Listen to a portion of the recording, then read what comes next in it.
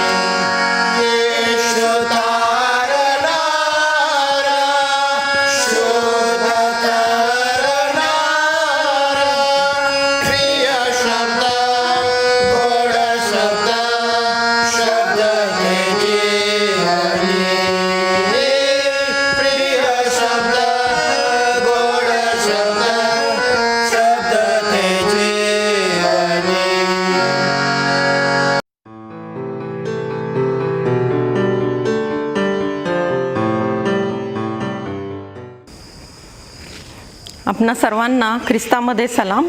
Happy सॅबॅथ. आजच्या शाबास शाळेमध्ये आपणा सर्वांचे हार्दिक स्वागत आहे. आपण प्रार्थना करूया. हे आमच्या स्वर्गातील जिवंत देवा, आठवडाभर सांभाळ करून आजचा शाबाताचा दिवस दाखवलास याबद्दल आभार मानते. तुझ्या नावाला धन्यवाद देते पित्या. प्रभू परमेश्वर पित्या, आजच्या शाबाताचा धडा आम्ही शिकत असताना तू आम्हा प्रत्येकाबरोबर हो. प्रत्येकाला प्रभू तो समजण्याचं अंतःकरण दे आणि तुझ्या पवित्र आशीर्वादानं तू आम्हाला भर. प्रभू परमेश्वर पित्या, आम्हा प्रत्येकाच्या हातून झालेल्या पापाची चुकांची दयेने आणि कृपेने क्षमा कर आणि प्रभूजी आम्हा प्रत्येकाकडून तू गौरविला जा, उंचविला जा. ही लहानशी विनंती तारणारा प्रभू येशू ख्रिस्त याच्या गोड आणि प्रिय नावानं मागते, म्हणून तू ऐक. आमेन. आजच्या मिशन स्टोरीचा मथळा आहे अद्भुत बाळ. आम्हाला मूल हवे होते. 2 वर्षाच्या वैवाहिक जीवनामध्ये असताना मी माझ्या पती डेरेलला म्हणाले, आपल्याला अजून मूल नाही, तेव्हा चला आपण डॉक्टरांकडे जाऊ, विचारू की असे का. डेरेलची सुरुवातीला तयारी नव्हती, पण तरीही आम्ही दोघांनी डॉक्टरांची भेट घेतली व त्यांना म्हणालो, आम्हाला बाळ हवे आहे, तेव्हा आम्हाला मार्गदर्शन करा. डॉक्टरांनी तयारी दर्शवली, पण आम्ही अजून बाळासाठी प्रार्थना केली नव्हती, म्हणून आम्हाला थोडा वेळ द्या. डॉक्टरांनी विचारले, तुम्हाला किती वेळ हवा आहे. त्यांनी डॉक्टरांना सांगितले की आम्ही 1 महिन्यानंतर तुम्हाला भेटतो. आम्ही प्रार्थना केली आणि ती परमेश्वरानं ऐकली आणि मी गरोदर राहिले. लगेच आम्ही डॉक्टरांची भेट घेतली. माझी तपासणी केल्यानंतर मी गरोदर असल्याचं त्यांनी निदान केले. खबरदारी म्हणून त्यांनी तुमचं बाळ फार लहान दिसते तरीही काळजी करू नका, चांगला आहार घ्या म्हणजे सर्व काही ठीक होईल. पुढच्या तपासणीच्या वेळेस बाळाची वाढ होत नाही असे डॉक्टरांनीच सांगितले व बाळाच्या वाढीसाठी त्यांनी औषध दिले. काही दिवसांनी पुन्हा डॉक्टरांकडे गेल्यानंतर तुमचे वजन वाढले आहे परंतु बाळाचे वजन वाढलेले नाही, तेच औषध चालू ठेवा व 1 महिन्यानं परत या असे डॉक्टरांना सांगितले. पुढच्या तपासणीमध्ये सोनोग्राफी केल्यानंतर तुमचे बाळ जगू शकणार नाही असे सांगण्यात आले व सर्व रिपोर्ट्स तपासण्यानंतर डॉक्टरांनी तुम्ही गर्भपात करणे योग्य राहील हे ऐकून आम्हा दोघांना फार दुःख झाले. घरी आल्यानंतर डेरेलनं आपल्या जुळ्या भावाला, जो मुलांचा डॉक्टर आहे, त्याला फोन केला व त्याने आम्हाला दुसऱ्या डॉक्टरांचाही सल्ला घ्या म्हणून सांगितले. नवीन डॉक्टरांची भेट घेतल्यानंतर त्यांनी देखील काही तपासण्या केल्या आणि त्यांनी सांगितले की काही काळजी करण्यासारखं काही नाही, अजून थोडे दिवस आपण सुधारणा होण्याची वाट पाहूया. आम्ही त्यांना विचारले की तुमच्या मते सर्व काही ठीक होईल ना? ते म्हणाले, तुम्ही पाळक आहात आणि तुमचा प्रार्थनेवर विश्वास आहे ना? परमेश्वराच्या सामर्थ्यानं सर्व काही ठीक होईल. आणि मग माझ्या पत्नीला दवाखान्यात ॲडमिट करून घेण्यात आले. एके दिवशी तरुण डॉक्टर तपासण्यात आले व आम्हाला पाहून ते म्हणाले, तुम्ही दोघे आनंदी दिसता. डॉक्टर म्हणाले, मी विधर्मी कुटुंबात वाढलो आणि नंतर ख्रिस्ताचा स्वीकार केला. मी तुमच्यासाठी प्रार्थना करू का? त्यांनी प्रार्थना अशी केली की, हे देवा, तू सूर्याला थांबवू शकतो तर ह्या कुटुंबाच्या जीवनात चमत्कार घडवून आण. डॉक्टरांच्या प्रार्थनेमुळे आम्हाला धीर मिळाला. बाळाचा जन्म शनिवारी झाला. त्यावेळेस बाळाचे वजन 680 ग्रॅम होते, परंतु बाळाच्या हालचाली व्यवस्थित होत्या व बाळ रडू लागले. तेव्हा डॉक्टर म्हणाल्या, काळजी करू नका, आम्ही योग्य तो औषधोपचार करीत आहोत. त्यानंतर अनेक ॲडव्हेंटिस्ट कुटुंब येऊन आमची भेट घेऊन आमच्यासाठी गायन गात असे. आम्ही दोघेही सतत प्रार्थना करीत होतो व परमेश्वराजवळ विनंती करत होतो की बाळाच्या जीवनातही चमत्कार घडवून आणशील अशी खात्री आहे. पुढच्या काही दिवसामध्ये बाळाची प्रकृती सुधारू लागली व वजनही वाढले. डॉक्टर म्हणाले, आता सर्व काही ठीक आहे, आता बाळाला घरी घेऊन जाऊ शकता. बाळाच्या जीवनात झालेला हा चमत्कार पाहून अनेकांना आनंद झाला. त्या बाळाचे नाव आम्ही निशॉन असे ठेवले. त्या नावाचा अर्थ चमत्कार. त्याच्या समर्पणाच्या दिवशी तो देवाचा सेवक व्हावा अशी आम्ही प्रार्थना केली. स्तोत्रसंहिता 150:6 प्रत्येक प्राणी परमेश्वराचे स्तवन करो, परमेश्वराचे स्तवन करो. ह्या तिमाहीच्या 13व्या शाबाताचा काही भाग बँगलोर या ठिकाणी 2 चर्चेस बांधण्याकरता होणार आहे. तेव्हा सढळ हस्ते दानार्पण द्या. आमेन.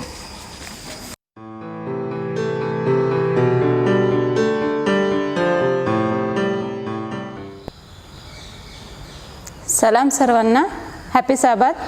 आजचा आपण धडा बघणार आहोत आणि आजचा आपला 3रा धडा आहे नियमशास्त्र शिक्षकाप्रमाणे.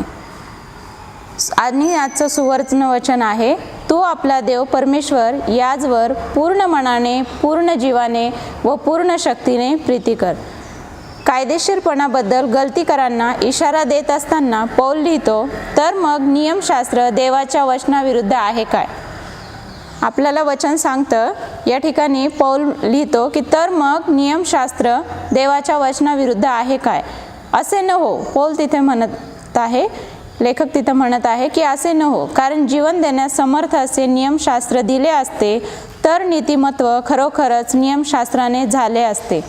होय, जर कुठल्याही नियमशास्त्राने जीवन दिले असते तर ती देवाचे नियम असते.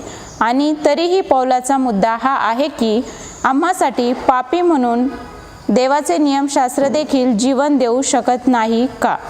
आम्हासाठी पापी म्हणून देवाचे नियमशास्त्र देखील जीवन देऊ शकत नाही का? तरी धर्मशास्त्राने सर्वांस पापाच्या अधीन करून त्याच्या कोंडीत टाकले आहे. ह्यात उद्देश हा आहे की जे विश्वास ठेवतात त्यास येशू ख्रिस्तावरच्या विश्वासाने जे वचन ते मिळावे. गलती याचा 3रा अध्याय आणि 22व्या वचनात असं लिहिलेलं आहे तरीही जर नियमशास्त्र पापी लोकांना जीवन देत नसेल तर त्याचा हेतू काय आहे? नियमशास्त्र वर वचन आपण वाचलेलं आहे की जर नियमशास्त्र जीवन देऊ शकत नाही तर त्याचा हेतू काय आहे? नियमशास्त्र का असावं किंवा त्याचा काय फायदा आहे? तर आपल्याला बघायला मिळतं की नियमशास्त्र दुसरे काहीही नसून आपणास कृपेची गरज दाखवते. नियमशास्त्र आपल्याला आज्ञापालनाबद्दल शिकवते आणि नियमशास्त्र आपल्याला कृपेची कशी गरज आहे हे आपल्याला दाखवते. तर मग नियमशास्त्र कार्य करण्यात नकारात्मक आहे केवळ आपणास आपले पाप दाखविण्यासाठी का? मग आपण असं म्हणू शकतो का की नियमशास्त्र फक्त आम्हाला पाप दाखवण्यासाठी आहे? तर नाही. तर नियमशास्त्र आपल्याला देवाची कृपा सुद्धा दाखवत आहे की देव आपल्यावर किती कृपा करतो हे सुद्धा आपल्याला या ठिकाणी दाखवत आहे. लेखक म्हणत आहे की नाही, फक्त पाप दाखविण्यासाठी आहे का नियमशास्त्र? तर नाही. नियमशास्त्राचा उपयोग आम्हास जीवनाचा मार्ग दाखविणे देखील आहे. नियमशास्त्र काय करतं? फक्त पाप दाखवतं का? नाही. नियमशास्त्र काय करतं? कृपेची आपल्याला किती गरज आहे ते दाखवतं, जीवनाचा मार्ग दाखवतं आणि हा जीवनाचा मार्ग केवळ येशू ख्रिस्तामध्येच सापडतो हे सुद्धा आपल्याला नियमशास्त्र शिकवतं. हे खरे शिक्षण काय आहे याच्याविषयी देखील आहे. आपणास कृपेच्या जीवनाकडे निर्देश करते, तसेच विश्वास, ख्रिस्ताशी आज्ञाधारकपणा याकडेही निर्देश करते.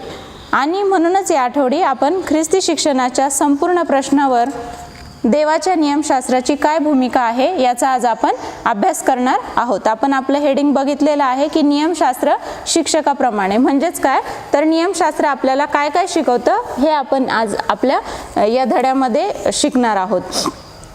आपण हे करीत असताना आपण नियमशास्त्र काय करते ते पाहूया. जरी ते आपले तारण करत नसले तरी ते आपणास विश्वास, कृपा आणि पतन पावलेल्या मानवासाठी देवाची प्रीती याविषयी काय शिकवते. आपण बघत आहोत की नियमशास्त्र काय आहे. हेडिंग सांगतं की नियमशास्त्र हे आपल्याला एखाद्या शिक्षकाप्रमाणे आहे. आज आपण रविवारच्या वचनाकडे वळूया. प्रीती करणे आणि देवाचे भय बाळगणे. अनुवादाच्या पुस्तकामध्ये इस्रायलांना मोशेचे शेवटचे शब्द दिले आहेत जेव्हा नवीन पिढी वचनदत्त देशात प्रवेश करण्यास तयार होती. परंतु ते करण्यापूर्वी त्यांच्याकडे त्यांच्यासाठी काही अगदी स्पष्ट सूचना आणि शब्द होते. या ठिकाणी आपण जर बघितलं अनुवादाचा 31वा अध्याय आणि 9 ते 13 मध्ये बघितलं तर त्या ठिकाणी आपल्याला कळतं की देवाचे भय बाळगणे याचा अर्थ काय आहे. देवाचं भय बाळगणं म्हणजे नेमकं काय आहे? तर या ठिकाणी वचन सांगत आहे की तुमचा देव परमेश्वर याचे भय धरतील आणि ह्या नियमशास्त्रातील सर्व वचने काळजीपूर्वक पाळतील. ज्यावेळेस मोशे इस्रायल लोकांना मिस्रातून बाहेर काढत होता किंवा जो त्यांचा मोशे आता मरणार होता त्यापूर्वीचं जे देवबापाने त्याला काहीतरी लिहिण्यास सांगितलेलं आहे किंवा काहीतरी सूचना दिल्या आहेत, त्यामध्ये या ठिकाणी परमेश्वर मोशेला म्हणत आहे की ज्या नियमशास्त्रातल्या गोष्टी आहेत, देवाचं भय बाळगणं म्हणजे काय की ज्या नियमशास्त्रातल्या गोष्टी आहेत त्या काळजीपूर्वक पाळणे, या ठिकाणी याला देवाचं भय असं म्हटलेलं आहे. म्हणजे ते लोक जे मोशे ज्यांना ह्या गोष्टी शिकवणार होता ते लोक काय करतील की देवाचं भय धरतील. म्हणजे काय की मोशे जे शब्द आणि ज्या काही गोष्टी मोशे सांगणार होता ते पाळणार होते असं या ठिकाणी वचन आपल्याला सांगत आहे. देवाने जे नियमशास्त्र इस्रायल लोकांना दिले होते त्याच्या मार्गाविषयी देवाचा हेतू होता. त्याने प्रत्येक तरतूद करून ठेवली होती की त्याचे नियमशास्त्र विसरले जाऊ नये. या ठिकाणी आपण बघतो की इस्रायल लोक मिस्रातून निघताना त्यांनी किती कुरकुर केली. देवबापाने त्यांच्यावर कृपेवर कृपा केली. रात्रीच्या त्यांना अग्निस्तंभ दिला, दिवसा त्यांना मेघस्तंभाच्या द्वारे परमेश्वर त्यांचं मार्गदर्शन स्वतः करत होता. अशा वेळेस रानातून जात असताना मोशेकडे ते पाण्यासाठी कुरकुर करत होते, मांसासाठी कुरकुर करत होते आणि जवळजवळ प्रत्येक गोष्टीसाठी ते कुरकुर करत होते. अशा वेळेस सुद्धा प्रभू परमेश्वराची इच्छा होती की त्यांनी आपले नियमशास्त्र विसरू नये. आणि या ठिकाणी लेखक म्हणत आहे की देव हा सहनशील शिक्षण देणारा आहे. आपण बघतो की कितीतरी कुरकुर इस्रायल लोकांनी केली तरी परमेश्वर पित्याने ते सहन केलं, त्यांच्यावर कृपा केली. कृपेवर कृपा हे त्या ठिकाणी करत गेला. आणि आपण बघतो की देवबाप आम्हाला जेव्हा शिकवतो तेव्हा तो आमचं खूप काही सहन करतो. तो सहनशील असा शिक्षक आहे. तो तो शिकवितो आणि त्याची उजळणी करतो आणि संदेश त्यांना पाठवतो. आपण बघतो की आता आपण शेवटच्या युगामध्ये जगत आहोत. आता ह्या शेवटच्या दिवसांमध्ये परमेश्वराने आपल्यासाठी बायबलमध्ये अनेक धडे दिलेले आहेत, अनेक संदेश दिलेले आहेत, अनेक मार्गदर्शक सूचना दिलेल्या आहेत. आपण प्रगटीकरण सुद्धा बघू शकतो किंवा पुढे काय होणार आहे ते सगळं परमेश्वराने आपल्याला बायबलमधून दाखवलेलं आहे. तसेच आपल्याला एलन जी व्हाईट ज्या संदेष्ट्या त्यांनी सुद्धा त्यांच्याद्वारे सुद्धा परमेश्वर आपल्याशी बोलतो. त्यांची अनेक पुस्तकं आहेत, त्यातून परमेश्वराने पुढे काय होणार आहे ह्या सगळ्या गोष्टी आपल्याला दाखवल्या आहेत. आणि या ठिकाणी लेखक म्हणत आहे की तो संदेश त्यांना पाठवतो, सेवकांचा संदेश देण्यासाठी उपयोग करून घेतो. जसे की आपल्या एलन जी व्हाईट आहेत, त्यांचा देवाने उपयोग करून घेतलेला आहे संदेश देण्यासाठी किंवा दृष्टांत सांगण्यासाठी. आणि ते त्याने पुन्हा पुन्हा केले. होय, खरोखर जुन्या कराराचे पुष्कळ लिखाण हे दुसरे काहीही नसून देव आपल्या लोकांना जीवनाचा मार्ग अनुसरण्यास शिकविण्याचा प्रयत्न करीत आहे. आपण बघतो की देवबाप त्याच्या वचनाच्या द्वारे आपल्याला जीवन कसं जगावं हे शिकवत आहे. ह्या वचनामध्ये मोशे भविष्यातील पिढ्यांच्या नियमशास्त्र शिकवण्याचे महत्त्व यावर जोर देत आहे. याकडे लक्ष द्या. मोशे त्याचे वर्णन 2 पावलांची प्रक्रिया असे करतो. 1, लेकरे ती ही ऐकतील आणि नंतर ते तुमचा देव परमेश्वर याचे भय धरण्यास शिकतील. अनुवाद याचा 31वा अध्याय आणि 13वा वचन. या ठिकाणी आपण बघतो की देवबापाची काय इच्छा आहे की आम्ही जीवन कसं जगावं हे आम्ही शिकावं. प्रथम ते ऐकतील आणि नंतर ती देवाचे भय धरावयास शिकतील. म्हणजे नियमशास्त्र शिकणे गृहीत धरते की भय हे नियमशास्त्र माहीत असण्याचा नैसर्गिक परिणाम आहे. जर आपल्याला भय म्हणजे कसं की प्रीतियुक्त किंवा आदरयुक्त भय असं. या ठिकाणी नियमशास्त्र माहीत असण्याचा नैसर्गिक परिणाम नाही. देवाचे भय धरण्याची प्रक्रिया शिकली पाहिजे. मोशे ते ज्ञान आणि भय हे प्रक्रिया म्हणून सूचित करतो. ते ताबडतोबचे कारण आणि संबंधाचा प्रभाव नाही. तसेच देवाचे भय म्हणजे काय, जेव्हा लोकांना सांगण्यात आले होते की तू आपला देव परमेश्वर याचवर पूर्ण मनाने, पूर्ण जीवाने व पूर्ण शक्तीने प्रीती कर. देवाचे भय धरणे म्हणजे काय आहे तर प्रीती करणे आहे. कशी ती तर पूर्ण शरीराने, पूर्ण मनाने आणि पूर्ण जीवाने प्रीती कर असं परमेश्वराचं वचन या ठिकाणी सांगत आहे. आपण याची तुलना जसे एखादे लेकरू चांगल्या पित्यावर प्रीती करते व भय धरते याबरोबर करूया. पिता जो आपली प्रीती व काळजी याद्वारे दाखवितो. आता आपण जगिक उदाहरण जर घेतलं तर आपण आपल्या पित्याचा आपण सन्मान करतो. आपले जे जगिक वडील आहेत आपण त्यांचा सन्मान करतो, त्यांच्यावर प्रीती करतो आणि आपला पितासुद्धा आपल्यावर प्रीती करत असतो. या ठिकाणी ते वचन घेतलेलं आहे. अशा पित्याबरोबर जर तुम्ही चूक केली तर खरोखर तुम्हास त्या चुकीचा परिणाम भोगावा लागेल. होय, आपण त्याच वेळी देवावर प्रीती करावी व त्याचे भय धरावे त्या विरोधी कल्पना नाहीत. जितके आपण देवाविषयी शिकू तितके अधिक आपण त्याच्यावर प्रीती करतो, कारण त्याचा चांगुलपणा आणि तरीही त्याच वेळेस जितके आपणास देवाविषयी समजते तितके आपण त्याचे भय धरतो, कारण आपण पाहतो की तो किती पवित्र आणि धार्मिक आहे आणि किती पापी आणि अधार्मिक आपण आहोत. म्हणजे जेव्हा आपण परमेश्वराविषयी जाणून घेतो, परमेश्वराविषयी वचन वाचतो, तेव्हा आपल्याला कळतं की तो किती पवित्र आहे आणि आपण किती पापी आहोत. हे आपल्याला परमेश्वराच्या वचनातून किंवा त्याचं भय धरतो आपण, तेव्हा आपल्याला ह्या दोघांमधला फरक कळतो की परमेश्वर किती पवित्र आहे आणि आपण किती पापी आहोत. आणि केवळ कृपेद्वारेच कसे, पात्र नसताना आपला नाश करण्यात आला नाही. कृपा म्हणजे काय तर आपली लायकी नसताना मिळालेली दया. आणि या ठिकाणी लेखक सुद्धा तेच सांगत आहे की आपण जिवंत आहोत, आपण मेलो नाही, आपण अधार्मिक असताना सुद्धा आपण जिवंत आहोत. तर ही केवळ देवाची आपल्यावर असलेली कृपा आहे. जर देवाची कृपा नसती तर आपण कधीच या जगातून काढून घेतलं गेलो असतो. देवावर प्रीती करणे व त्याचे भय धरणे हे दोन्ही एकाच वेळी करणे यास तुम्ही कसे समजून घेता. देवावर प्रीती करणे आणि त्याचे भय धरणे हे एकाच वेळेस कसे समजून घेता असं आपल्याला या ठिकाणी विचारण्यात आलेलं आहे. आपण सोमवारच्या धड्याकडे जाऊया. तुमच्या विरुद्ध साक्ष. जेव्हा मोशेला ठाऊक होते की तो लवकरच मरणार, त्यावेळेस त्याला परिस्थितीची पूर्ण जाणीव होती की तो पाठीमागे काय सोडून चालला आहे. मोशेला हे ठाऊक होतं की वचनदत्त देशात म्हणजे कनान देशामध्ये त्याचे जे लोक आहेत ते प्रवेश करतील आणि त्याला हे सुद्धा माहीत होतं की त्याच्यानंतर ते बंडखोरी करतील, कारण त्याने पाहिलं होतं, त्याने त्या मिसर देशातून काढूपासून तर तो मरणार हे त्याला कळेपर्यंत ते बंडखोरी करीत आलेले होते आणि त्याला हे सुद्धा ठाऊक होतं की हे पुढं जाऊन सुद्धा बंडखोरी करणार आहेत। आणि त्यामुळे आपल्याला वाचायला मिळतं की मोशेने त्यांच्यासाठी काय तयारी केली, तर मोशेने त्यांना शिकवलेलं आहे। या ठिकाणी मोशेची काय चिंता होती आणि त्याने चिंता कशासमोर ठेवली, या ठिकाणी आपल्याला बघायला मिळतं की इस्रायल लोकांचा बंडखोरपणा नियमशास्त्राचा ग्रंथ लिहून परमेश्वराच्या मोशेने काय केलेलं आहे, त्याने काय केलं, आपण जर वाचलं अनुवादाचा 31 अध्याय आणि 14 ते 27 मध्ये की त्याने काय केलेलं आहे की इस्रायल लोकांच्या बंडखोरपणामुळे जो परमेश्वराचा नियमशास्त्राचा ग्रंथ होता तो लिहून परमेश्वराच्या पवित्र कोशात ठेवला आणि आपल्या वंशाचे जे वडील होते किंवा जे अंमलदार होते यांच्या पुढे त्याने हे सगळं सांगितलेलं आहे। यावेळेस मोशेचा आवाज एखाद्या अशा शिक्षकासारखा होता जो आपला बदली याच्याऐवजी कोण याची तयारी करीत होता। आणि आपण जर पुढे बघतो तर आपल्याला माहीत आहे की मोशेने मरणापूर्वीच त्याच्यानंतर इस्रायल लोकांचा पुढारी कोण असावा हे देवाकडून मोशेने कसं तर यहोशवाला निवडलेला आहे किंवा परमेश्वराने यहोशवाची निवड केलेली आहे, आपल्याला मोशेच्या जिवंत असतानाच आपल्याला बघायला मिळतं। त्याला ठाऊक होते की त्याचे विद्यार्थी त्याच्या उपस्थितीत वर्गात गैरवर्तन करीत होते। तो इतका फसला जाणारा नव्हता की त्याच्या गैरहजेरीत बंडखोरी करणार नाहीत। जे लेवी कराराचा कोश वाहत होते त्यांना त्याने सूचना दिल्या की नियमशास्त्राचे पुस्तक याच्यापुढे साक्ष म्हणून होते। मोशे केवळ अभ्यासाचा आराखडाच पुढील व्यक्तीकडे सोपवित नव्हता, तो एक साक्ष सोपवित होता। मोशे नियमशास्त्राच्या पुस्तकाविषयी असा बोलत होता जशी काही ती सजीव व्यक्ती आहे ज्यामध्ये लोकांच्या अंतःकरणाची सुधारणा करण्याचे सामर्थ्य आहे। आपण बघतो, आपण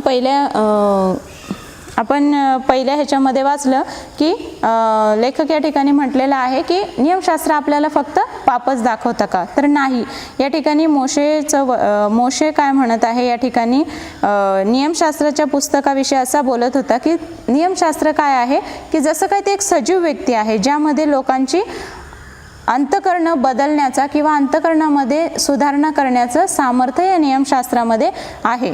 नियमशास्त्र हे त्यांच्या विरुद्ध साक्ष आहे असा विचार करा। हीच कल्पना आपण नवीन करारात कशी समजावी। रोम याचा 3 अध्याय 19 ते 23 आपण वाचू शकतो।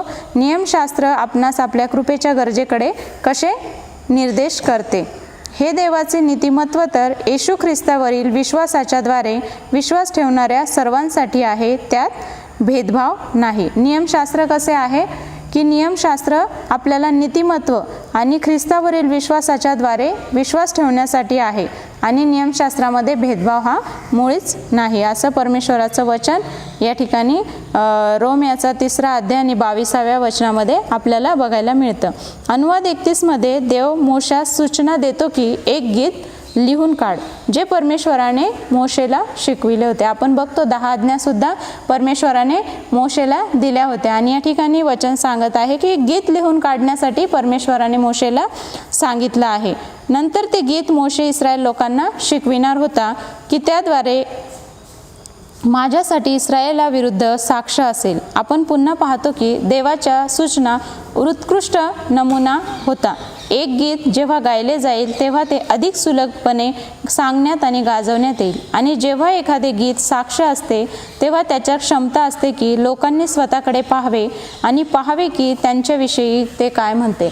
परमेश्वराने या ठिकाणी वचन सांगत आहे की मोशेला एक गीत लिहिण्यास सांगितलं आहे आणि आपण जर अनुवादाच्या 31व्या अध्यायात बघितलं तर मोशेने ते गीत सुद्धा लिहिलेलं आहे आणि आपण ते आपल्या बायबलमध्ये वाचू शकतो। आणि या ठिकाणी लेखक म्हणत आहे की गीत असं असावं किंवा गीत असं असतं की ते एखादी व्यक्ती गात असेल आणि समोरचे श्रोता वर्ग जर ऐकत असेल तर ते गीत असं असतं की जो ऐकणारा असतो त्याच्या जीवनामध्ये ते बदल करण्यास सामर्थ्यशाली असतं किंवा त्यांनी स्वतःकडे ते गीत ऐकून पाहावं आणि ते गीत आपल्यासाठी काय म्हणत आहे याचं आपण लागूकरण करू शकतो।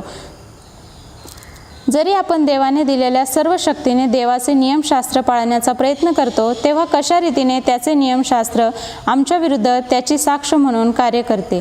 ही साक्ष आमच्या जीवनात शुभवर्तमानाची गरज याविषयी काय शिकवते?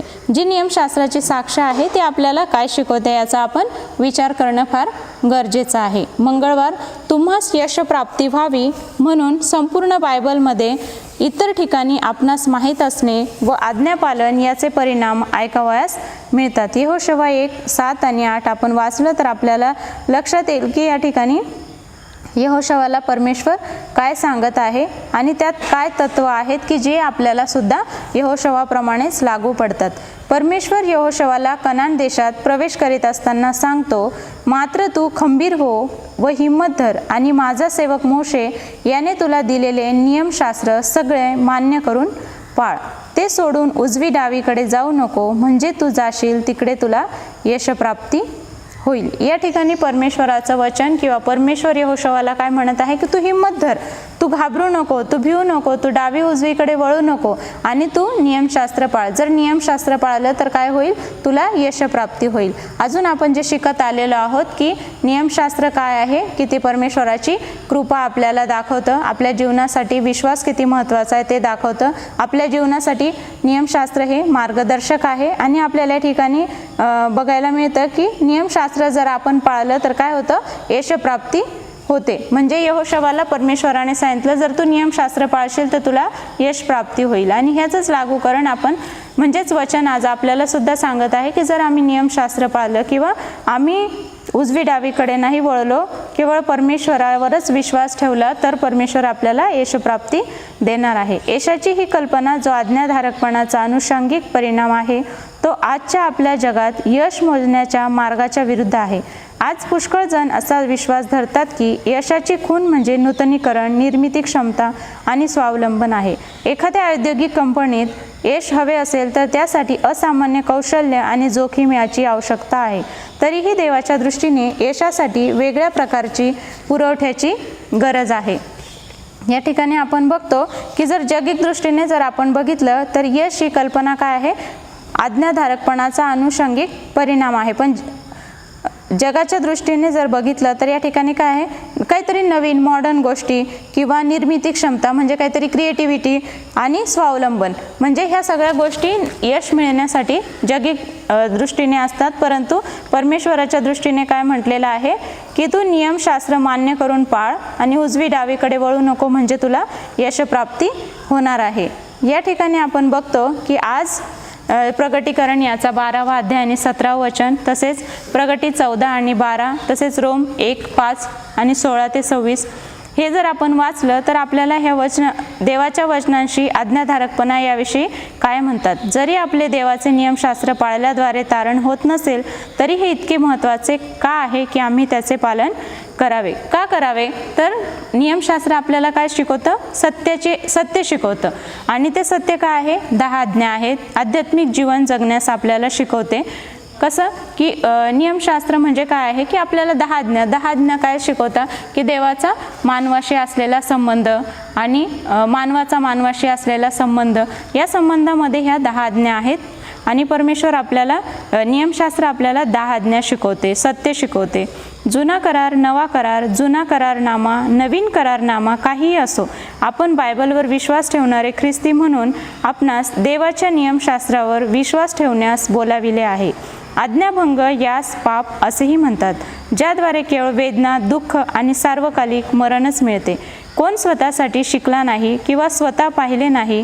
पापाचा परिणाम देवाच्या आज्ञाभंग केल्याचा परिणाम. जसे पुरातन इस्रायल देवाच्या आज्ञापालनाद्वारे यशस्वी झाले, जरी त्यांना कृपेची गरज होती. आज आपल्यासाठी काही वेगळे नाही, तरीही ख्रिस्ती शिक्षणाचा भाग म्हणून आपणास देवाची आज्ञा पाळण्याची गरज आहे.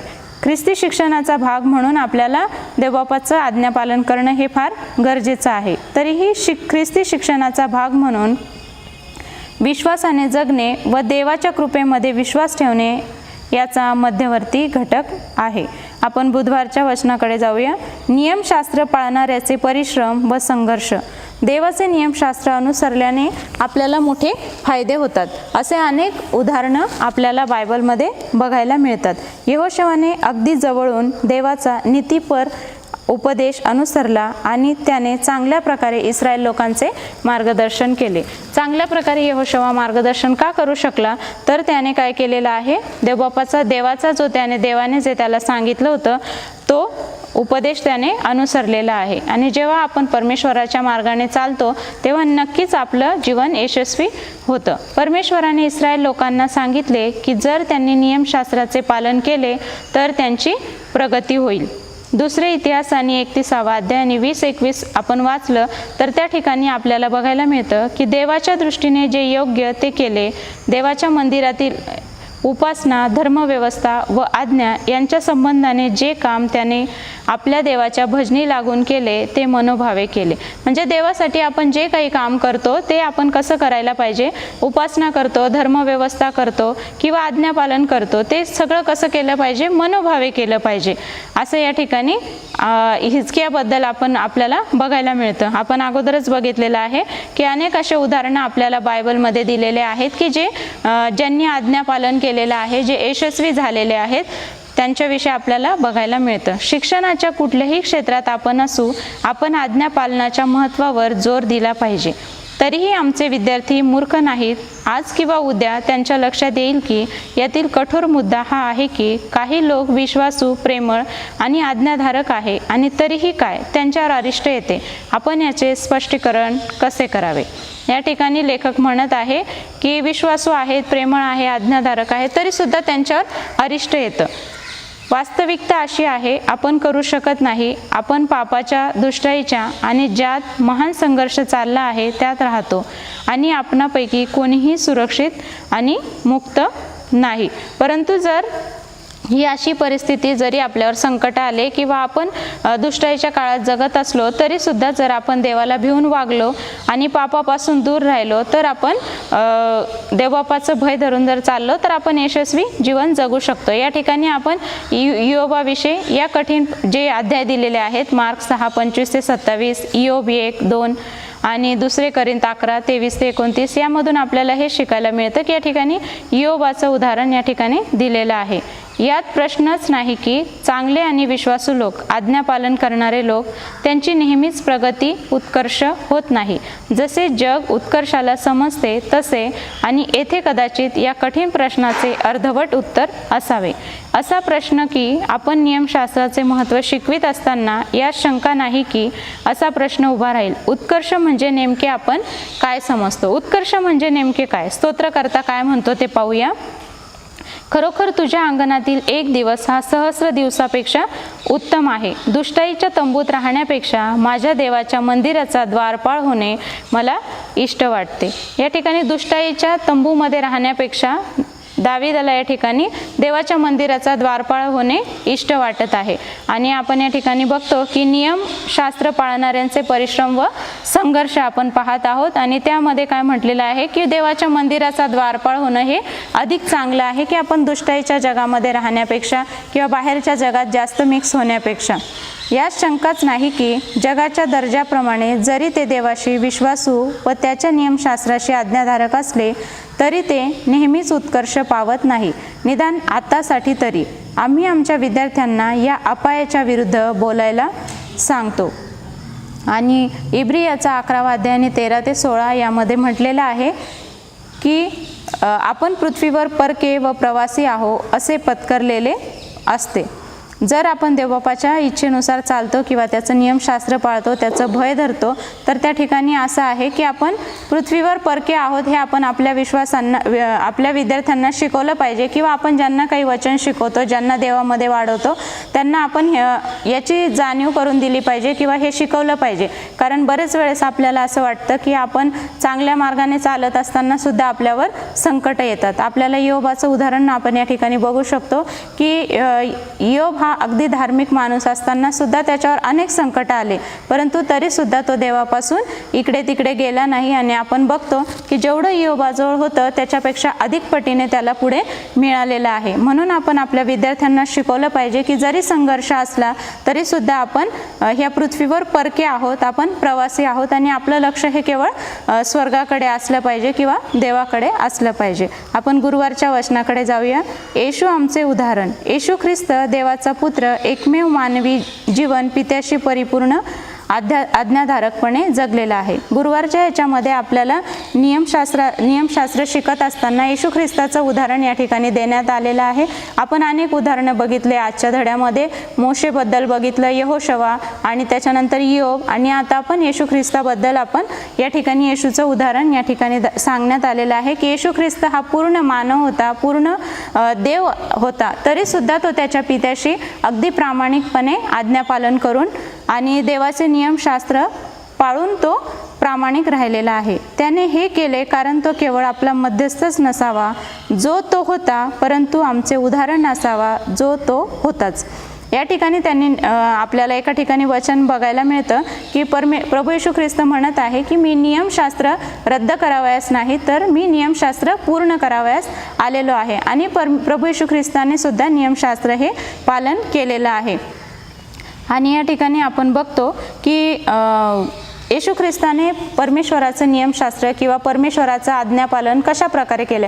नियमशास्त्र पाळणे म्हणजे नेमकं काय, तर देवाचं भय धरणे आणि त्याचं आज्ञापालन करणं.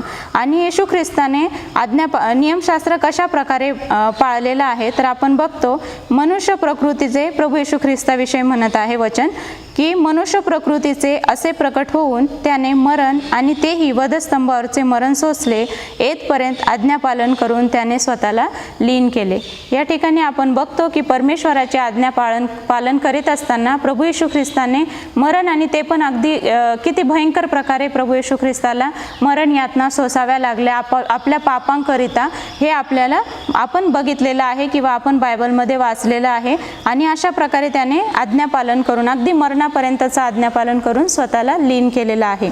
बहुतेक योहानाने हे उत्तम प्रकारे सांगितले आहे. जेव्हा त्याने हे लिहिले मी त्याचमध्ये राहतो असे म्हणणाऱ्याने तो चालला तसे स्वतःही चालले पाहिजे. जेव्हा आपण ख्रिस्ती म्हणतो स्वतःला तेव्हा आपण त्याच्याप्रमाणे चाललं पाहिजे असं योहान आपल्याला वचनातून सांगत आहे. जेव्हा आपण आपले डोळे ख्रिस्ताच्या जीवनावर व पृथ्वीवरील त्याच्या सेवा कार्यावर केंद्रित करतो तेव्हा हे पाहणे सोपे होते की त्याने आपल्या आज्ञाधारकपणाद्वारे पित्यास कसे संतोषविले आहे. जेव्हा आपण येशूचं जीवनचरित्र किंवा बायबलमध्ये वाचतो तेव्हा आपलं लक्ष आपण त्याच्याकडे वेधलं पाहिजे की त्याने परमेश्वराची आज्ञा कशा प्रकारे पाळलेली आहे किंवा परमेश्वराचं आज्ञापालन त्याने करून त्याने कसं त्याच्या सर्व योजना पूर्णतेस नेलेल्या आहे.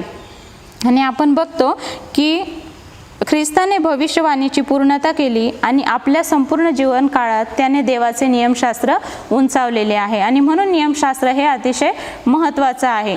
जरी आपण असं म्हणतो की नियमशास्त्र हे आपलं पाप काढून टाकू शकत नाही किंवा तारण देऊ शकत नाही, तरीसुद्धा आपण हे लक्षात ठेवलं पाहिजे की प्रभू येशू ख्रिस्ताने सुद्धा हे जीवन जगत असताना पृथ्वीवर असताना नियमशास्त्राला उंचावलेलं आहे.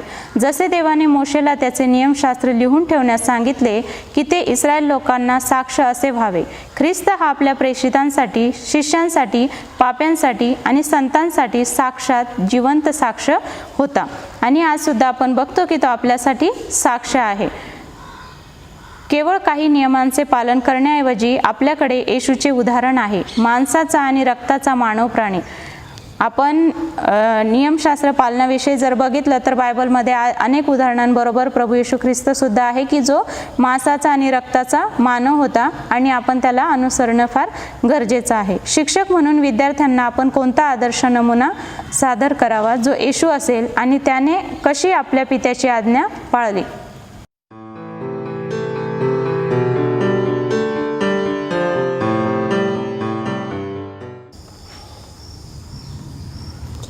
अहो माझ्या लोकांनो, माझ्या उपदेशाकडे लक्ष द्या, माझ्या तोंडच्या वचनाकडे कान लावा.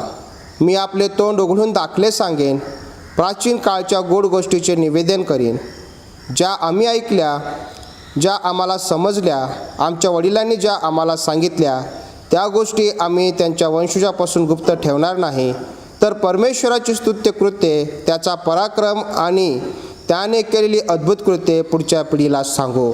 Happy sabbath church. पुन्हा एकदा देवजो बाप, देवजो पुत्र आणि देवजो पवित्र आत्मा त्रैक्य देवाच्या नावामध्ये आजच्या ह्या पवित्र भक्तीमध्ये मी तुम्हा सर्वांचं स्वागत करीत आहे. आणि खरोखरच आज आनंद वाटत आहे. जरी आज आम्ही सर्व आपापल्या घरामध्ये आहोत, परंतु आपण प्रति शाबादी ऑनलाईनच्याद्वारे एकत्र जमतो आणि देवाची भक्ती आपण करत आहोत. आणि खरोखरच आनंद वाटत आहे की आजपर्यंत परमेश्वराने आम्हाला चालवलेलं आहे. येथून पुढंही देव आम्हाला चालवणार आहे. आज मी पुन्हा एकदा तुम्ही जरी घरामध्ये आहात, तुमचा सर्वांचा आज ह्या पवित्र भक्तीमध्ये स्वागत करीत आहे. विशेष मी आज स्वागत करतो आजचे वक्ते मंडळीचे वडील एल्डर संतोष तुजारे अंकल यांचं, की जे आज देवाच्या वचनातून आमच्याशी बोलणार आहेत.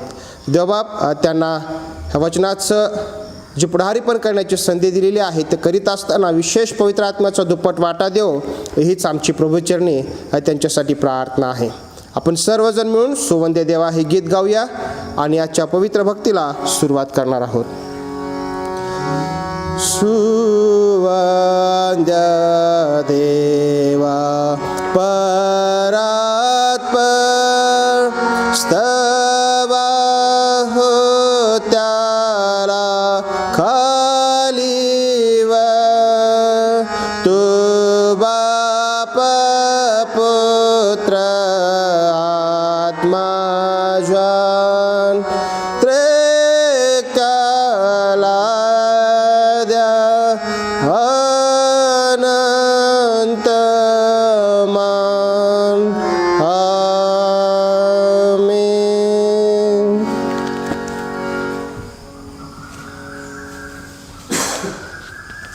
स्वर्गातील महान कृपाळू जिवंत परमेश्वरा, सर्व मान महिमा गौरव आज या शाबात दिनी तुला असो. आजची भक्ती परमेश्वरा तू आशीर्वादित कर. आमच्या मुखातला शब्द, अंतकरणामध्ये निघणारी स्तुती गौरव ही सर्व तू मान्य करून घे.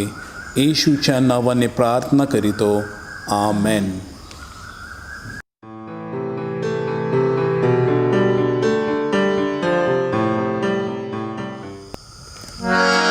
आजच्या पवित्र भक्तीमध्ये आपल्या सर्वांचं हार्दिक असं स्वागत आहे. आणि पवित्र भक्ती सुरू करण्याअगोदर आपण गीत गाणार आहोत. गाय नंबर 88, लोपोत ही सुखे माझा प्रभू.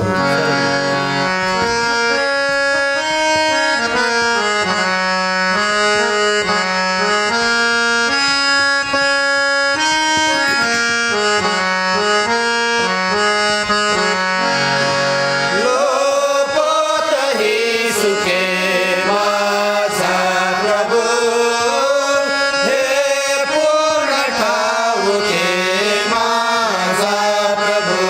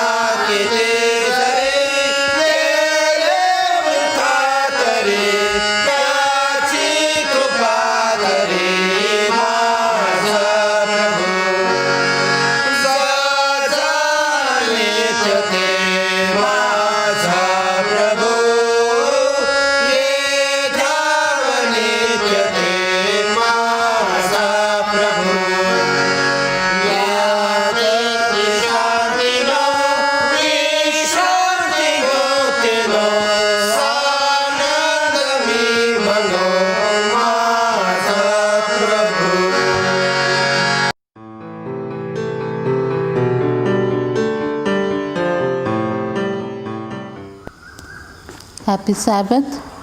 आजच्या मननासाठी जो शास्त्र भाग निवडलेला आहे तो आहे उपदेशक 12वा अध्याय आणि 13 आणि 14 वचन.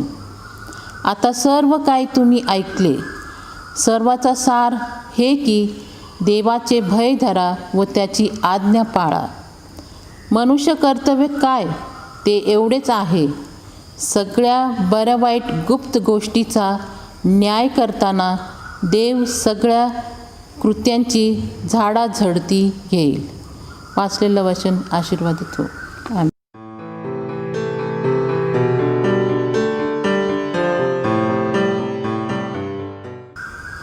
आपण प्रार्थना करूया, डोळे झाकूया. हे आमच्या स्वर्गातील थोर दयाळू कृपाळू आमच्या जिवंत देवा, आकाश आणि पृथ्वीच्या निर्माणकर्त्या दयागाना, आठवडाभर तू आमचा सर्वांचा सांभाळ केलेला आहे. उत्तम असं आरोग्य तू आम्हा प्रत्येकाला दिलंस प्रभू. आमच्या सर्व गरजा तू पुरवल्यास, विशेष करून आरोग्य दिलंस प्रभू, म्हणून तुझे आभार मानतो. मान महिमा गौरव तुझ्या पवित्र नावाला देत आहोत. परमेश्वरा, सुंदरशा शाबात दिनी तू आम्हाला भक्तीची आणि प्रार्थनेची संधी दिलेली आहे. हा सुंदर शाबाचा दिवस परमेश्वरा तू आमच्या जीवनाशी जोडलास, म्हणून तुझे आभार मानतो, तुझ्या नावाला धन्यवाद देतो. आज परमेश्वरा आम्ही सर्वजण मिळून तुझी आज भक्ती आणि स्तुती करत असताना आजची भक्ती तू आशीर्वादित असं कर. विशेष करून तुझे नम्रसेवक एल्डर संतोष तुजारे हे तुझ्या वचनातून आज बोलत असताना परमेश्वरा त्यांच्या मुखाला देखील स्पर्श कर. येणारा संदेश परमेश्वरा तू आशीर्वादित असं कर. आणि ते बोलत असताना परमेश्वरा तू त्यांच्याद्वारे आज आमच्याशी बोल. संदेश देत असताना परमेश्वरा त्यांना सहाय्य कर आणि मदत कर. आमच्या मंडळीसाठी आम्ही विशेष अशी प्रार्थना करत आहोत परमेश्वरा. विशेष करून मंडळीचे पालक पास्टर डेव्हिड अवताडे यांच्यासाठी विशेष प्रार्थना करत आहोत परमेश्वरा. या मंडळीचं ते नेतृत्व करत असताना त्यांना परमेश्वरा तुझ्या आशीर्वादाने भर. त्यांची सेवा तू मान्य करून घे. एवढंच नाही तर प्रभू, येणाऱ्या दिवसांमध्ये परमेश्वरा त्यांच्याकडून एक महान अशी सेवा तू करून घे. आमच्या मंडळीमध्ये जर आज कोणी परमेश्वरा दुःखात, त्रासात, संकटामध्ये, आजारामध्ये आहे, जरी आम्हाला त्यांचे नावं ठाऊक नसले परमेश्वरा, तरी तुला ठाऊक आहेत प्रभू. अशा सर्वांना प्रभू तू सहाय्य कर, मदत कर. जे आजारी आहेत परमेश्वरा त्यांना तुझ्या पवित्र हाताने स्पर्श कर. आरोग्याचं दान त्यांना तू दे परमेश्वरा. जे मंडळीमध्ये वयोवृद्ध आहेत त्यांची देखील आज आम्ही आठवण करत आहोत. जे तरुण आहेत, तरुणी आहेत परमेश्वरा, विशेष करून लहान लेकरं आहेत प्रभू, अशा सर्वांवरती तुझा आशीर्वाद पाठव. आमच्या झालेल्या पापांची परमेश्वरा दयेने कृपेने क्षमा कर. तुझी दया, तुझी कृपा आम्हा सर्वांवरती असू दे. आज आम्ही तुझी भक्ती करत असताना परमेश्वरा या शब्दाचा आशीर्वाद तो आम्हा प्रत्येकाला दे. येशू ख्रिस्ताच्या गोडन प्रिय नावाने मागतो म्हणून तू ऐक. आमेन.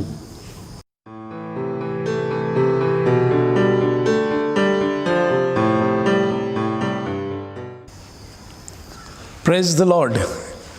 सर्वांना येशू ख्रिस्ताच्या नावामध्ये हॅपी सॅबथ. आज वचन संदेश देण्याची मौल्यवान संधी याबद्दल मी प्रथम आपला जिवंत देव याचे आभार मानत आहे व मंडळीचे पालक पास्टर डेव्हिड अवतडे यांनी जी मौल्यवान संधी दिलेली आहे की आज प्रभूचं वचन तुमच्या पुढे सांगण्याकरिता त्यांचे पास्टर डेव्हिड अवतडे यांचे मनापासून मी आभार मानतो. कित्येक महिने झाले आहेत, मंदिर बंद आहेत. प्रियांनो, हा फार मोठा सैतानी हल्ला आपल्या सर्वांवर आहे आणि विशेषतः देवाच्या लेकरांवर आहे. या शेवटल्या काळामध्ये जिवंत देवाची स्तुती असो, ऑनलाईन घरी बसून देवाची लेकरं प्रार्थना, भक्ती व देवाचा गौरव करू शकतात. म्हणून मी पुन्हा एक वार ही जी सुविधा उपलब्ध करून दिलेली आहे, आपले प्रत्येक मराठी चर्चचे बांधव हा संदेश ऐकत आहेत, म्हणून मी देवाचे नावाला धन्यवाद देतो आणि आमेन असं म्हणतो. कारण घरी बसून देखील आपण आज संदेश ऐकू शकतो, प्रार्थना करू शकतो, देवाचं गौरव करू शकतो. आजच्या संदेशाला सुरुवात करण्या अगोदर देवाचं सहाय्य आपण प्रार्थनेद्वारे मागू. आपण प्रार्थना करू. स्वर्गातील महान कृपाळू जिवंत परमेश्वरा, आज वचन सांगत असताना देवा, प्रत्येक सभासदाला तू आशीर्वाद पाठव.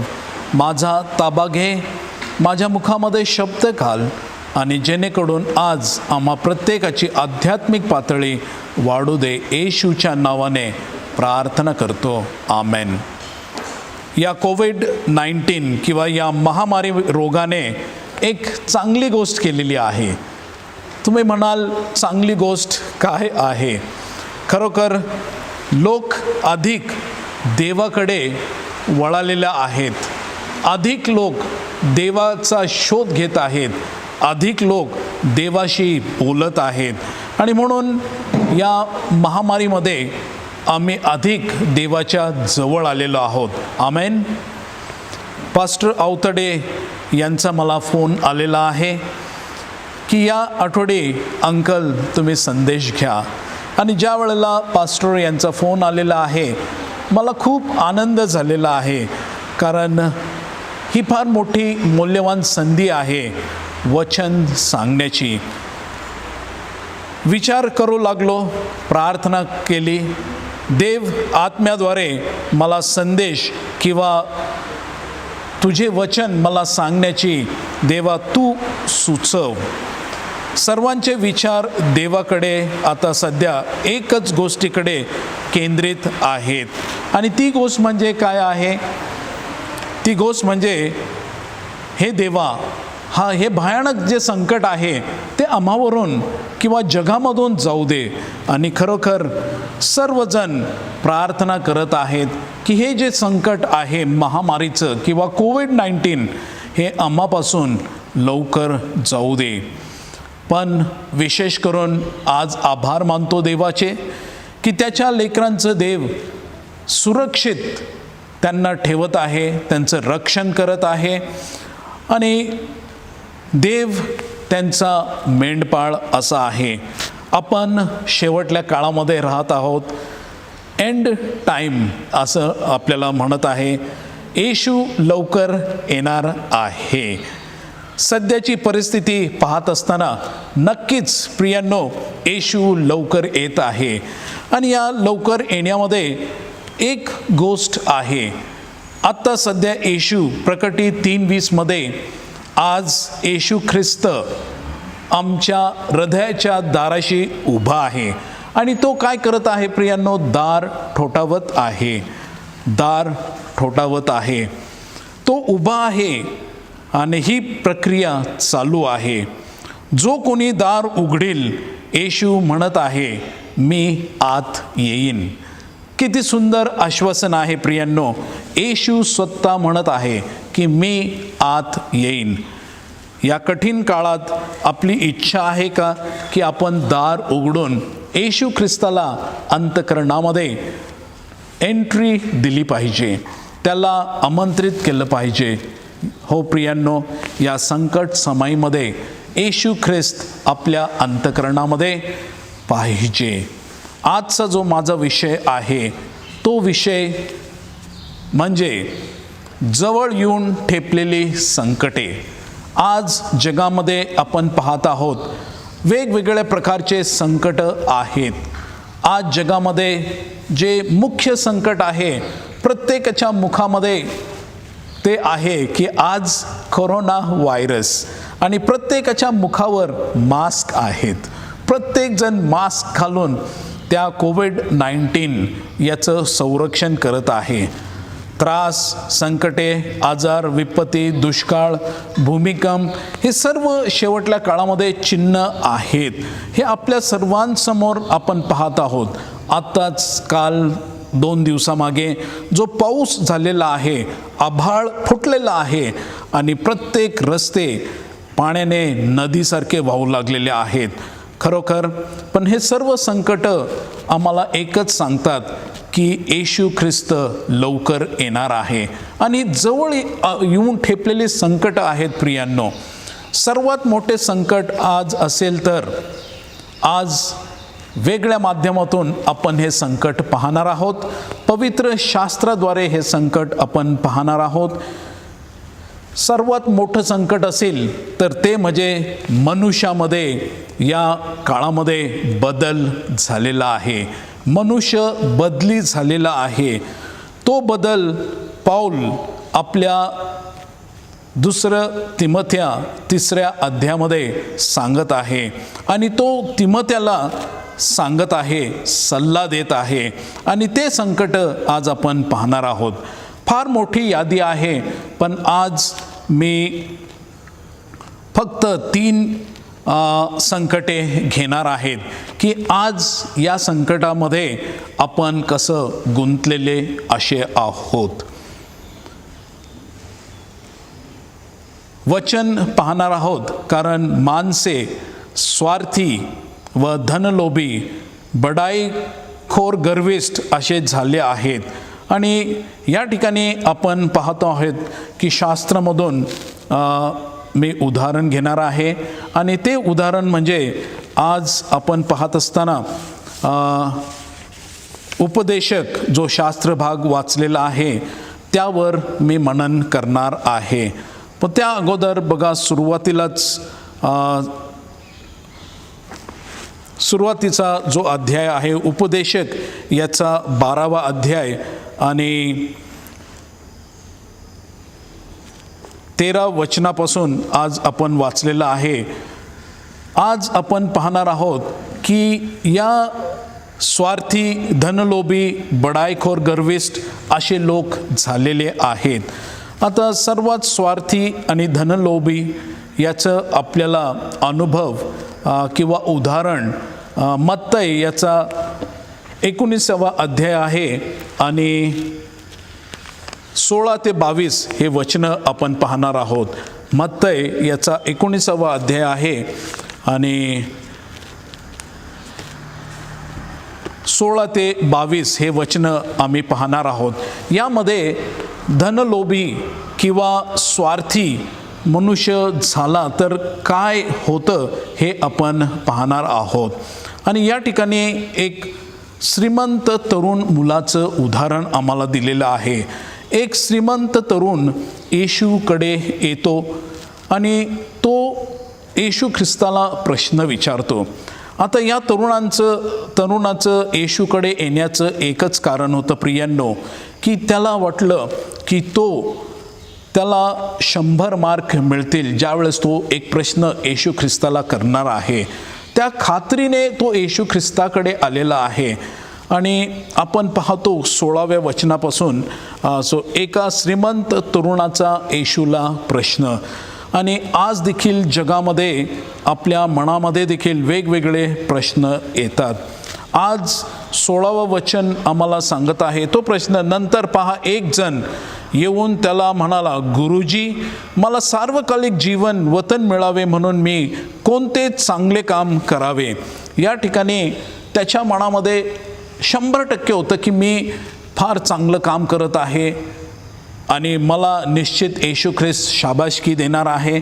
पण प्रियांनो, या 16व्या वचनामध्ये त्यांनी प्रश्न केलेला आहे येशूला की गुरुजी, मला सार्वकालिक जीवन वतन मिळावे म्हणून मी कोणते चांगले काम करावे. या ठिकाणी 17व्या वचनामध्ये येशू ख्रिस्ताने त्याला उत्तर दिलेले आहे. तो त्याला म्हणाला, मला चांगल्या विषयी का विचारतोस. म्हणजे बघा, येशू ख्रिस्ताने मनामध्ये त्या तरुणाच्या ओळखलेला आहे. मला चांगल्या गोष्टीबद्दल तू का विचारतोस असा प्रश्न त्याला केलेला आहेस. चांगला असा एकच आहे. आमेन. चांगला हा एकच आहे आणि तो म्हणजे प्रभू येशू ख्रिस्त आहे. तरी तू जीवनात प्रवेश करू पाहतोस तर आज्ञा पाळ. या ठिकाणी प्रभू येशू ख्रिस्ताचा प्रश्न त्याला होता, तू जीवनात प्रवेश करू पाहतोस काय? मग तू असं कर, तर आज्ञा पाळ. मग तो त्याला म्हणाला, बघा आता या ठिकाणी 18व्या वचनामध्ये आपण पाहतो, तो त्याला म्हणाला, कोणत्या आज्ञा? येशू ख्रिस्ताला त्यांनी प्रश्न केलेला आहे की कोणत्या? येशू म्हणाला, खून करू नको, व्यभिचार करू नको, चोरी करू नको, खोटी साक्ष देऊ नको. ह्या सगळ्या गोष्टी येशू ख्रिस्ताने त्याला सांगितलेल्या आहेत.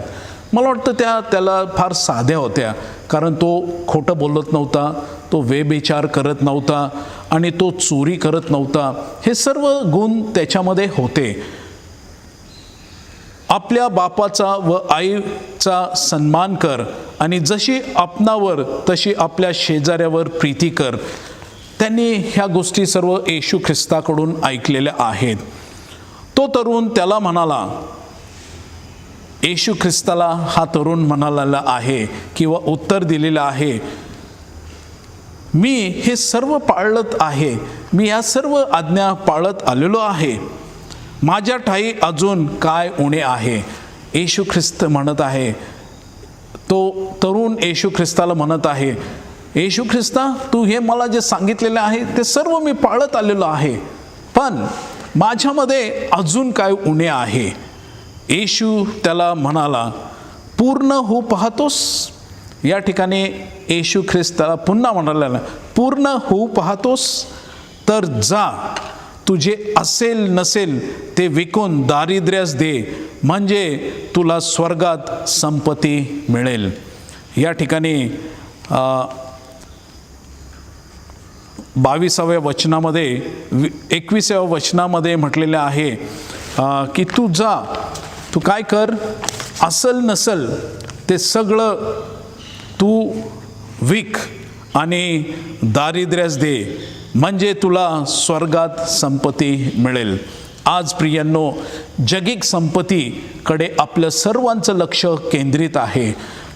जगिक संपत्तीसाठी आपण खूप कष्ट करतो, जगिक संपत्तीसाठी आपण त्रास घेतो आणि ती मिळवतो.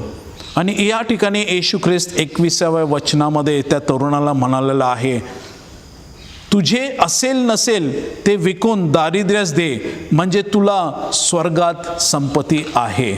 आज या ठिकाणी प्रियांनो, तुमचं आणि माझं जे ध्येय आहे तो स्वर्ग आहे. आणि जर का त्या स्वर्गासाठी आपली संपत्ती आडकाठ येत असेल किंवा आडभिंत होत असेल, तर आज आपण विचार केला पाहिजे. कारण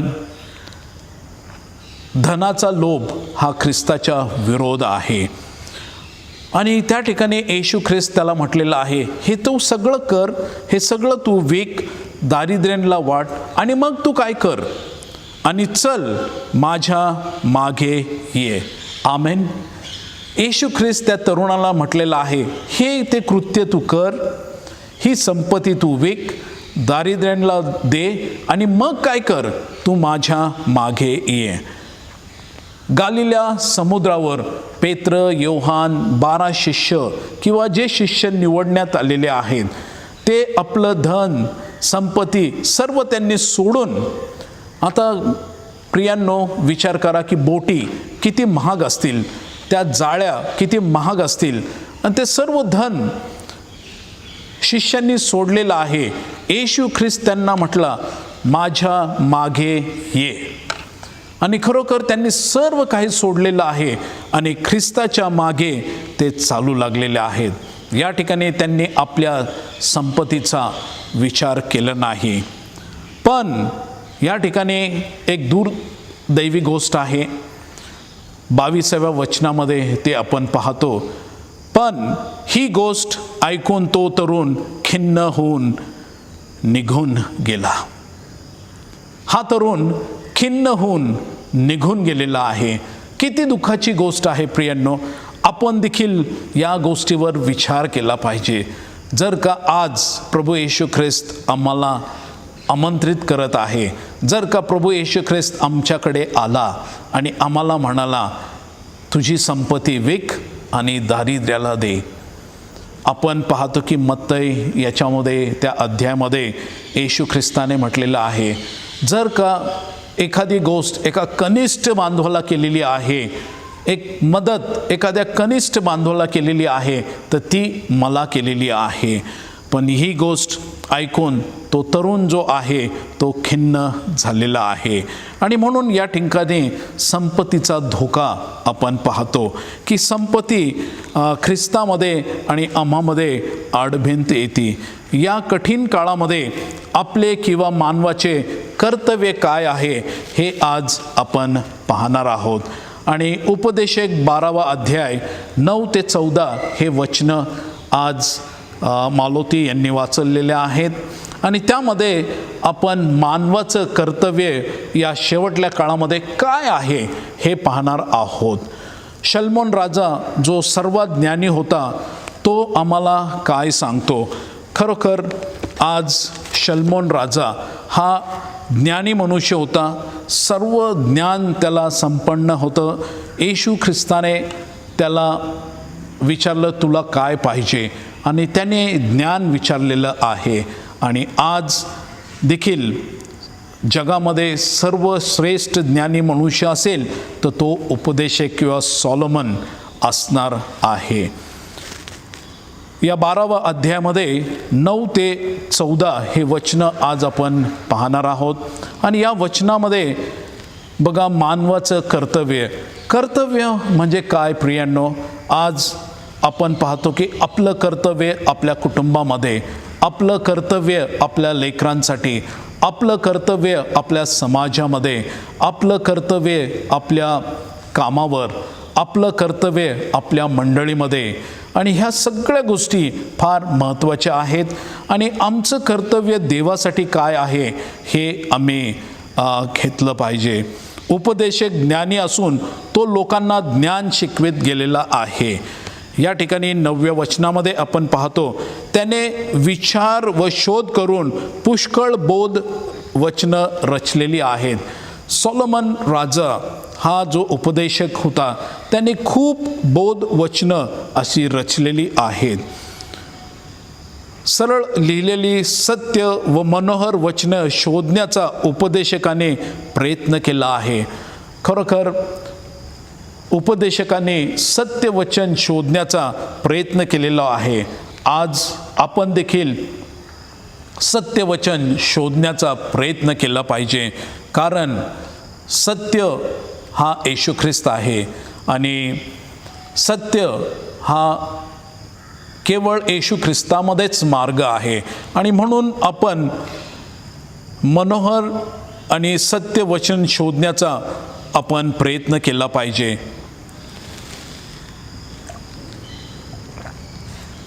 11व्या वचनामध्ये म्हटलेलं आहे ज्यांची वचनं ज्ञानाची वचनं पारखण्यासारखी असतात.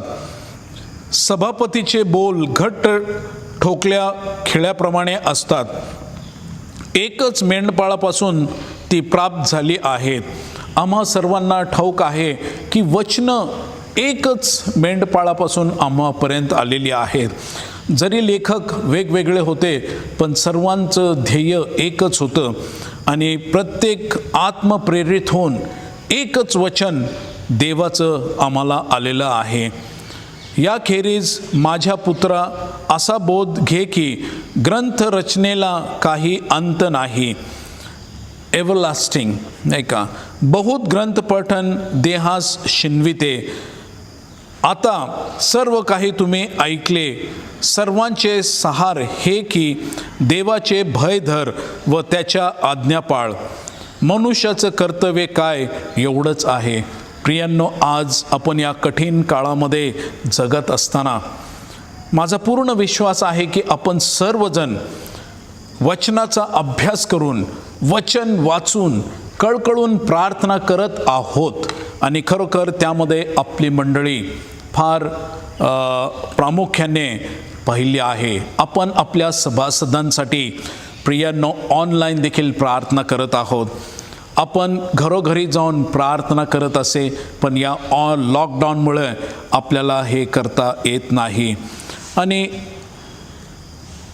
आज मनुष्याचं कर्तव्य एवढंच आहे आणि ते म्हणजे सगळ्या बऱ्या वाईट गुप्त गोष्टीचा न्याय करीताना देव सगळ्या कृत्यांची झाडाझडती घेणार आहे. आज आम्ही पाहणार आहोत की मोठा न्यायाचा दिवस येणार आहे.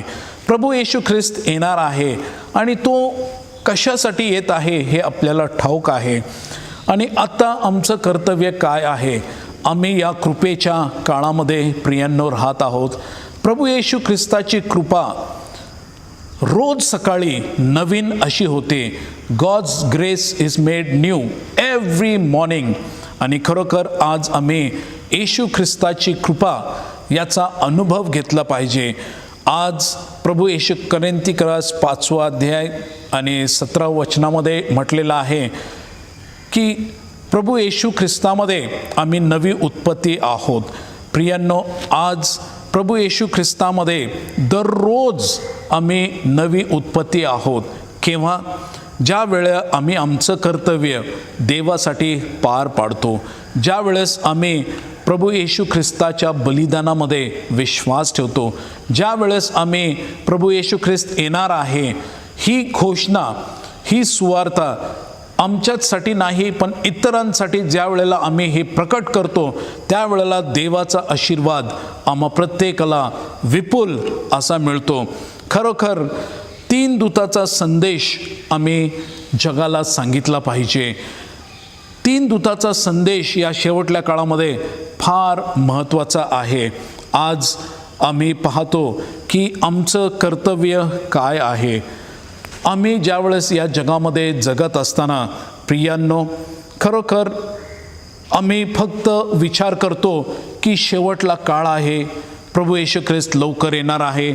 आम्ही आमच्या आजूबाजूला चिन्ह पाहत आहोत, पण कधी आम्ही थोडा वेळ खरोखर प्रार्थनेमध्ये जाऊन देवाच्या वचनाचा अभ्यास करून प्रकटीकरण आणि दानियल हे जे 2 अध्याय आहेत, या शेवटल्या काळासाठी हे फार महत्त्वाचे पुस्तके आहेत आणि त्यामध्ये आम्हाला शेवटल्या काळासाठी संदेश दिलेला आहे.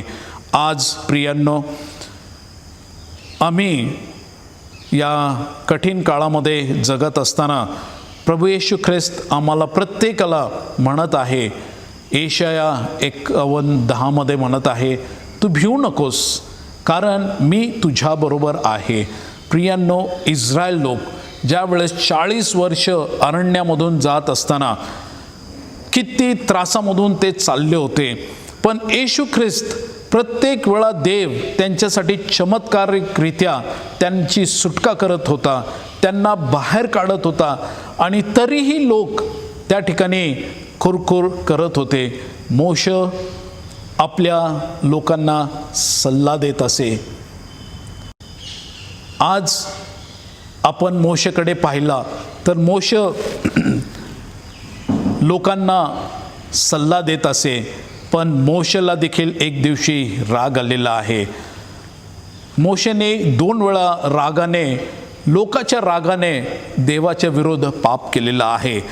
एक तर आपण पाहतो ज्या वेळेस शिनाय पर्वतावर होता, आज्ञा आणत होता आणि त्यावेळेला त्यांनी लोकांना पाहिलेलं आहे, त्यावेळेला त्या आज्ञा त्याने फेकून दिलेल्या आहेत. त्याला राग आलेला आहे, पण प्रभू येशू ख्रिस्ताने त्याला सांगितलेलं आहे, त्या उचल, त्या पाट्या उचल, पुन्हा आता तू तुझ्या हाताने ते लिहिल्या पाहिजेत. आणि खरोखर आपल्याला त्या काळापासून 10 आज्ञा मिळालेल्या आहेत आणि त्या आज्ञा देवाच्या मंदिरामध्ये ठेवण्यात आल्या होत्या. त्या सँक्च्युरीमध्ये त्या ठेवण्यात, मंडपाच्या सेवेमध्ये त्या ठेवण्यात आलेल्या होत्या. आणि आज देखील आम्हामध्ये खरोखर आम्ही प्रार्थनेशील असलं पाहिजे. प्रियांनो, या शेवटल्या काळामध्ये आम्हाला एकच गरज आहे की प्रभू येशू ख्रिस्तामध्ये आम्ही आमचं जीवन जगलं पाहिजे. प्रभू येशू ख्रिस्तावर आम्ही विश्वास ठेवला पाहिजे. हो, आपण खरोखर येशू ख्रिस्त येणार आहे, येशू ख्रिस्त येणार आहे, पण येशू ख्रिस्ताला विलंब लागत आहे. आणि प्रियांनो, कदाचित तो विलंब माझ्यासाठी दया कृपा म्हणून असेल, तो विलंब मी मागे फिरावं, येशूकडे यावं यासाठी असेल. तर आज प्रियांनो, मानवाचं कर्तव्य आम्हाला समजलं पाहिजे. मानवाचं कर्तव्य एकच आहे. आणि शेवटी बघा, प्रकटी 14:6 आणि 7 या वचनामध्ये आम्हाला सांगितलेलं आहे, ज्याप्रमाणे तो जो श्रीमंत तरुण होता, तो तो येशूकडे आलेला आहे आणि त्यांनी प्रश्न केलेला आहे की मी काय करू. आणि येशू ख्रिस्ताचं त्याला उत्तर, जे त्याचं धन दौलत श्रीमंती येशू ख्रिस्तामध्ये आणि त्याच्यामध्ये जी अडभिंत होती, येशू ख्रिस्ताने सांगितलं ती तोडून टाक. जा, तुझी श्रीमंती आहे, असेल नसेल ते तू विक आणि गरिबांना किंवा दारिद्र्यांना ती मदत कर. आज ते ऐकून, ही गोष्ट ऐकून तो तरुण खिन्न होऊन निघून गेलेला आहे. आज प्रियांनो, आम्ही देखील येशूचं ऐकून या जगामध्ये वाटचाल करत आहोत का? आणि आम्ही जगामधून निघून जात आहोत का? येशू ख्रिस्ताच्या शब्दापासून आम्ही निघून जात आहोत का? शेवटी प्रकटित 14:6 आणि 7 हे वचनं वाचणार आहोत. नंतर मी दुसरा एक दिव्यदूत अंतराळाच्या भागी उडताना पाहिला. या ठिकाणी दानियेलला, हे योहानाला याचं प्रकटीकरण झालेलं आहे, जसं दानियेलला झालं होतं. या ठिकाणी योहानाने पाहिलेलं आहे की अंतराळाच्या मध्यभागी एक दिव्यदूत उडताना त्याने पाहिला. त्याच्या जवळ, आता फार महत्त्वाचं आहे, त्या दिव्यदूताच्या जवळ पृथ्वीवर राहणाऱ्यास, म्हणजे प्रत्येक, त्यामध्ये प्रियांनो आज आपला देखील समावेश आहे. पृथ्वीवरील राहणाऱ्यास म्हणजे प्रत्येक राष्ट्र, वंश, निराळ्या भाषा बोलणारे आणि लोक या सांगावयास सार्वकालिक सुवार्ता होती. आणि ही सार्वकालिक सुवार्ता आम्हाला सर्वांना ठाऊक आहे की प्रभू येशू ख्रिस्त लवकर येणार आहे. तो म्हणत आहे, तुमचे अंतःकरण अस्वस्थ होऊ देऊ नका. मी जसा गेलो आहे तसा परत येणार आहे. का येणार आहे? की जेथे मी आहे तेथे तुम्ही असावे. आणि खरोखर येशू ख्रिस्त पाप्यांसाठी आला, पाप्यांचं तारण केलं. येशू ख्रिस्ताचं मूल्यवान रक्ताद्वारे आम्हाला मुक्ती मिळाली. ही जी सुवार्ता आहे ती आम्ही आमच्यासाठी न ठेवता जगामध्ये सांगितले पाहिजे. आणि 7वं वचन आम्हाला हेच सांगतं की तो मोठ्याने म्हणाला, आणि काय म्हणाला? देवाची भीती बाळगा व त्याचे गौरव करा, कारण न्यायनिवाडा करायची त्याची घटिका आली आहे. या ठिकाणी ज्याने आकाश, पृथ्वी, समुद्र व पाण्याचे झरे निर्माण केले त्याला नमन करा. आणि ही वेळ प्रियांनो येत आहे. आज येशू ख्रिस्त किंवा देव येणार आहे आणि तो ज्याच्या त्याच्या कृत्याप्रमाणे आम्हा सर्वांना आमचा न्याय करणार आहे. आणि म्हणूनच आमच्या कर्तव्यामध्ये मानवाचं कर्तव्य एवढंच आहे की देवाची भीती बाळगा. प्रियांनो, देव कठोर नाही, देव शिक्षा देणारा नाही, देव प्रेमळ आहे. त्याची प्रीती आम्हा सर्वांना सावरून धरते. आणि खरोखर त्याचं जे प्रेम आहे ते अगापे प्रेम आहे. आज त्या अगापे प्रेमाचा आम्हाला अनुभव घेतला पाहिजे की अगापे प्रेम म्हणजेच बिना अटीचं प्रेम देवाने जगावर केलेलं आहे. आणि म्हणून योहान 3:16 एवढं साधं वचन आहे, पण एवढं विचार करण्यासारखं वचन आहे की देवाने जगावर एवढी प्रीती केली की त्याने आपला एकुलता एक पुत्र दिला. आमेन. तो पुत्र आम्हासाठी दिला, तो येशू ख्रिस्त त्या क्रुसावर दिला. आणि प्रियांनो, आज मला सांगू द्या, इंग्लिशमध्ये फार सुंदर आहे की he lives and because he lives I can face tomorrow. तो जिवंत आहे आणि तो जिवंत आहे म्हणूनच मी उद्याचा सामना करू शकतो. आज प्रियांनो, एकच गोष्ट आहे, तो मोठ्याने म्हणाला दिव्यदूत, देवाची भीती बाळगा व त्याचे गौरव करा, कारण न्यायनिवाडा करावायची त्याची घटिका आली आहे. ज्याने आकाश, पृथ्वी, समुद्र व पाण्याचे झरे निर्माण केले त्याला नमन करा. आज प्रियांनो, एकच गोष्ट मला सांगायची आहे की गॉड इज लव्ह. देव प्रीती आहे आणि आज मला त्या प्रीतीचा अनुभव घ्यायचा आहे. देव या कठीण काळामध्ये, कोविड-19च्या काळामध्ये ज्या जगभर भीती पसरलेली आहे, पण आज 23वे स्तोत्र हे आम्हा प्रत्येकासाठी धीर देणारा आहे आणि तो त्या स्तोत्रामध्ये आम्हाला सांगत आहे, मृत्यू छाईच्या दरीतूनही मी जात असलो तरी कुठल्याही अरिष्टाला मी भिणार नाही, का तुझी आकडी व तुझी काठी मला धीर देते. या सुंदरशा वचनाने मी आज सर्वांना ख्रिस्तामध्ये सलाम आणि देव तुम्हाला आणि मला मोठा आशीर्वाद देऊ. आज पास्टर डेव्हिड अवताडे मंडळीचं नेतृत्व करत असताना देव त्यांना, त्यांच्या कुटुंबियांना आणि आमचे सर्व जे एल्डर्स आहेत मराठी चर्चचे कार्य करत असताना देव तुम्हाला आणि मला विपुल आशीर्वाद पाठवू, हीच माझी प्रार्थना आहे. आमेन.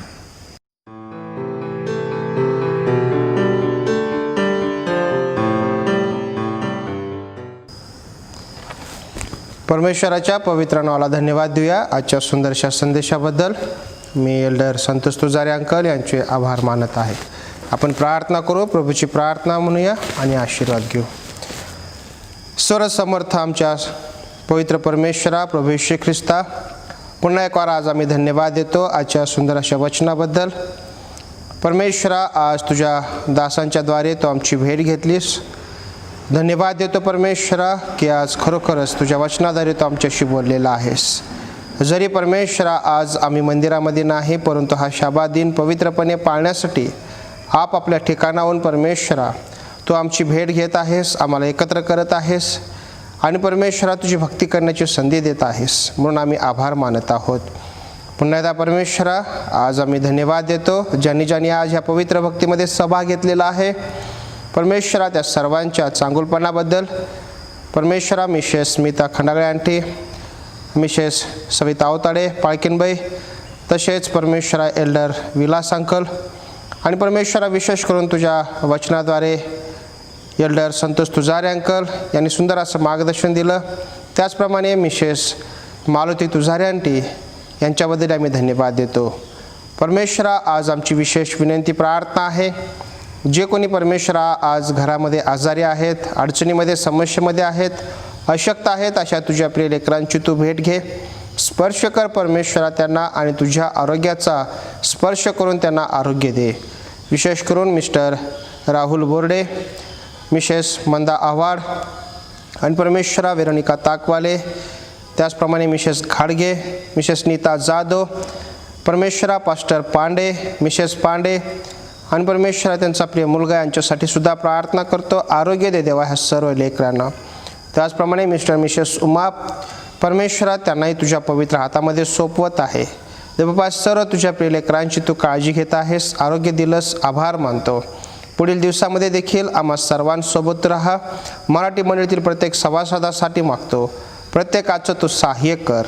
परमेश्वरा आमचं सदर्न एशिया डिव्हिजन, आमचं वेस्ट इंडिया युनियन आणि परमेश्वरा सेंट्रल महाराष्ट्र कॉन्फरन्स आणि सर्व पालक वर्ग, त्यांचं कुटुंबगण आणि सर्व अधिकारी, देवबापा तुझं कार्य करत असताना सर्वांच्या सोबत तू राहा. पुन्हा एकदा प्रभूजी आम्ही आहोत तसे तुला समर्पित होतो. मी माझं कुटुंब तुझ्या पवित्र सेवेसाठी समर्पित आहोत. आमचाही स्वीकार कर आणि तुझी सेवा करीत असताना आमचं सहाय्य आणि मार्गदर्शन कर. येशूच्या नावात प्रार्थना केली म्हणून तू ऐक. आमेन. हे आमच्या स्वर्गातील पित्या, तुझे नाम पवित्र मानिले जाओ, तुझे राज्य येऊ, जसे स्वर्गात तसे पृथ्वीवरही तुझ्या इच्छेप्रमाणे हो. आमची रोजची भाकर आज आम्हास दे, आणि जसे आम्ही आपल्या ऋणास ऋण सोडले आहेत तशीच तो आमची ऋणे आज आम्हास सोड, आणि आम्हास परीक्षेत आणू नकोस, तर आम्हास वाईटापासून सोडव. कारण की राज्य, सामर्थ्य आणि गौरव ही सर्व काळ तुझीच आहेत. आमेन.